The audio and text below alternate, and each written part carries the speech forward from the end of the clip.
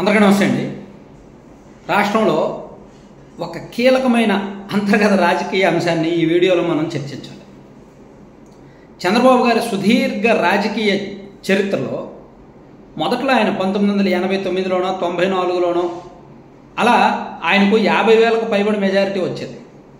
కుప్పం నియోజకవర్గంలో 56,000కు పైగా కూడా వచ్చింది 99 ఎన్నికల్లో. ఆ తర్వాత 2004లో 40లోకి దిగింది. 2019 వచ్చేసరికి అది 30,000కు దిగిపోయింది. 30-30లో ఉంది.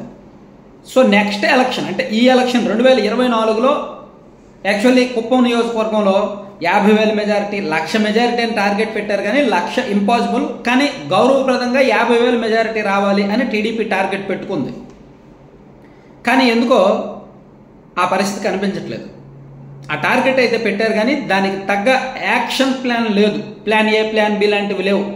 వైసీపీ వాళ్ళు ఏ విధంగా వస్తారో తెలుసు, డబ్బుతో వస్తారు. ఏ విధంగా వస్తారో తెలుసు, టీడీపీ వాళ్ళని కొంటారు, టీడీపీ వాళ్ళని భయపెడతారు, బెదిరిస్తారు. అంటే వైఎస్ఆర్ కాంగ్రెస్ పార్టీ వాళ్ళు ఏం చేస్తారు అనేది తెలుసు, కానీ దానికి ఎలా కౌంటర్ అటాక్ ఇవ్వాలి అనే ప్లానింగ్ టీడీపీ దగ్గర లేదు. అంటే ఒక కమిటీ వేసినప్పటికీ, ఇన్ఛార్జ్ గారిని వేసినప్పటికీ అంత ఎఫెక్టివ్గా లేదు అనేది సారాంశం. సో అందుకే కుప్పం నియోజకవర్గంలో మేబీ గత ఎన్నికల కంటే కాస్త తక్కువ మెజారిటీనే వస్తుందేమో అని ఒక లెక్క. ఇది కాసేపు పక్కన పెడితే మంగళగిరి నియోజకవర్గంలో లోకేష్ గారి మెజారిటీ లెక్క అక్కర్లా, గెలిస్తే చాలు. ఎందుకంటే మంగళగిరి నియోజకవర్గం అనేది గత 25 ఏళ్లుగా తెలుగుదేశం పార్టీ గెలవట్లా. సో అక్కడ టీడీపీ గెలిస్తే, ఒకసారి లోకేష్ గారు అక్కడ గెలిస్తే ఆయన పర్మనెంట్గా పాతుకుపోయే అవకాశాలు ఉన్నాయి. సో అక్కడ మెజారిటీ అవసరం లేదు.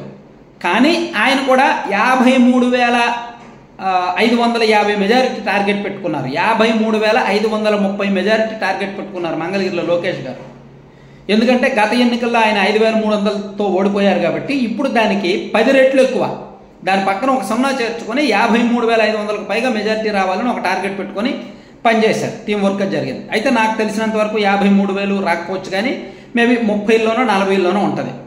బిలో 45,000, బిలో 40, అరౌండ్ 40,000 ఉంటుంది అనేది నా అంచనా. మేబీ ఏం జరుగుతుందో చూడాలి. అయితే ఇక్కడ ఒక ఆసక్తికరమైన కోణం మనం మర్చిపోకూడదు. పవన్ కళ్యాణ్ గారికి పిఠాపురంలో మంచి మెజారిటీ వస్తుంది. ఆ విషయంలో ఎటువంటి సందేహాలు అవసరం లేదు.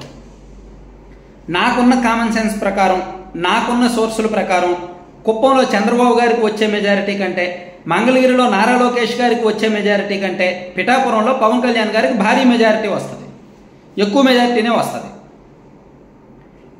ఈజీ మినిమం అయితే 40,000, 45,000 వస్తుంది అనేది నా అంచనా. సో అంటే ఒకటి మాత్రం నిజం, కుప్పంలో చంద్రబాబు గారి కంటే, మంగళగిరిలో లోకేష్ గారి కంటే పవన్ కళ్యాణ్ గారికి మెజారిటీ ఎక్కువ వస్తే ఖచ్చితంగా జన సైనికుల ఉత్సాహం మామూలుగా ఉండదు.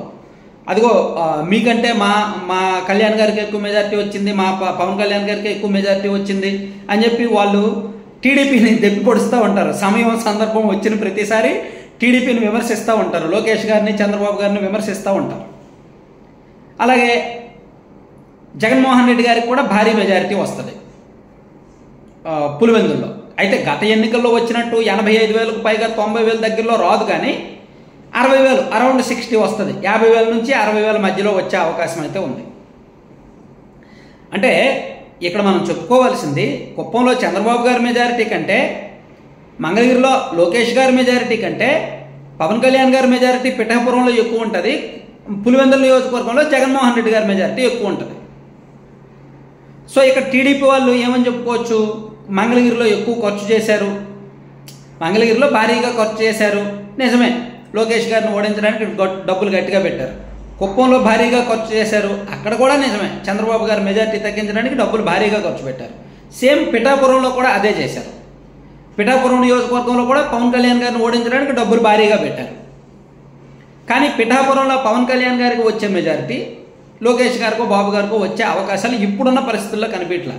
పిఠాపురంలో అంట కొన్ని పోలింగ్ బూతుల్లో వైసీపీ వాళ్ళు చివరిలో వదిలేశారంట.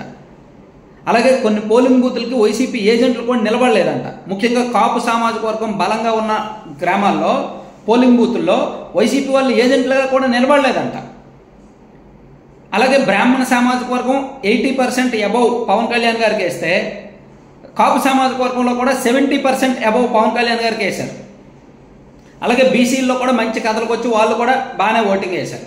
సో ఈ అంచనాలతోనే అక్కడ జనసేన పార్టీ భారీ మెజారిటీ 50,000కు పైగా మెజారిటీ ఆశిస్తున్నారు. సో అక్కడ ఆయన మెజారిటీ కంటే వీళ్ళిద్దరు మెజారిటీ చంద్రబాబు గారిది లోకేష్ గారిది మెజారిటీ తగ్గితే కాస్త చిన్నబోయినట్టు అయితే అవుద్ది, చిన్నబుచ్చుకున్నట్టు అవుతుంది. ఆ ప్రభావం సోషల్ మీడియాలో జనసేన పార్టీ కార్యకర్తలకు టీడీపీ మీద కోపం వచ్చిన ప్రతిసారి తెప్పి పొడుస్తూనే ఉంటారు. నెక్స్ట్ 5 years కూడా మీ మెజారిటీ కంటే మా మెజారిటీ ఎక్కువ, మీ మెజారిటీ కంటే మా మెజారిటీ ఎక్కువ అని. అదొక రకంగా ఈ రెండు పార్టీల మధ్య కయ్యాలకి లేదా దెప్పి పొడవడానికి లేదా ఒక సోషల్ మీడియా వార్కి దారి తీసినా ఆశ్చర్యపోకల. ఎందుకంటే రాజకీయాలు ఎప్పుడూ ఒకేలా ఉండవు. జనసేన పార్టీ కార్యకర్తలు మనస్ఫూర్తిగా టీడీపీకి చేసి ఉంటారు కాక, కానీ రేపు పొద్దున్న రిజల్ట్స్ వచ్చాక ఇద్దరికి ఏ చిన్న తేడా వచ్చినా ఫస్ట్ చెప్పేది ఇదే. కాబట్టి అయితే టీడీపీ వాళ్ళు దాన్ని కవర్ చేసుకోవడానికి ఏంటంటే కుప్పంలోనూ మంగళగిరిలోనూ వైసీపీ వాళ్ళు ఎక్కువ ఖర్చు పెట్టారంటారు. కరెక్టే, ఎక్కువే ఖర్చు పెట్టారు, భారీగా ఖర్చు పెట్టారు.